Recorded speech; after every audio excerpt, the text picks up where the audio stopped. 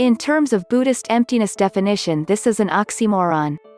In terms of Vedanta non-duality, it is also an oxymoron. The perception of a person ceases. It doesn't cease within a person. It doesn't cease to appear to a person. It doesn't get realized by a person. It doesn't get overcome by a person. Nobody wrote this and nobody is reading it. Appearance has no possessor. Of course a person seems to be here, why else do you think you suffer? Protecting the most precious thing in the world that never existed is the curse of the deluded mind.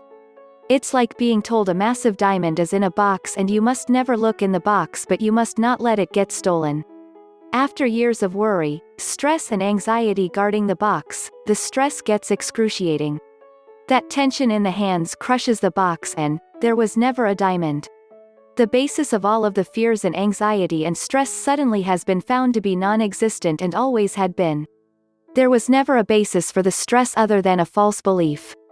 The moment it is recognized that this belief in the diamond is false, all stress associated with it falls away effortlessly like a great weight dropping off. Nobody can now convince you of the existence of the diamond. Ritual about the lack of diamond carry no value to you. Prayers about the lack of diamond have no value to you. Dogma about the lack of diamond have no value to you. This direct experience, direct knowing, in Buddhism is sometimes called stream entry. You have seen the truth of no diamond. It is no longer a theory or belief. An image of the diamond had always been in your mind. Mind does not find lack of self. It is not a positive thing. It is the ceasing of deluded perception. Nothing more, nothing less. It took me years of careful study, consideration, and meditation after I'd learned there was this thing called enlightenment, for me to realize that I possess it. Then once I figured it out, it took another few years to actually learn how to integrate and relate that knowledge to others. In so doing, it revealed to me a very important aspect of what it means to exist. Knowledge is not the same as being. Yet we experience being as forms of knowledge. I was enlightened before I learned what enlightenment was. If enlightenment is a real thing, then people can be enlightened without having the knowledge of it or what it means.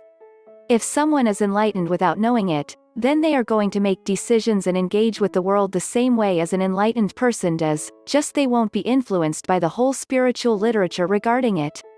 When I learned what enlightenment was, that it's this way of existing where there isn't a limited agent doing things, and learned what that meant, that ego does not get in the way of decision-making, and learned how to get there, through the process of surrendering aspects of self, I tried to apply the understanding.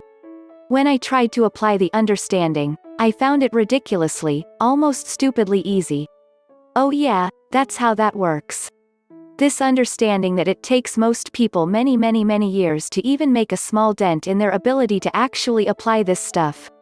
I talked to a meditation teacher one day who said that when he started asking people how long they could maintain the state of calm when meditating, most answers were in the seconds. Meditative calm is my default state.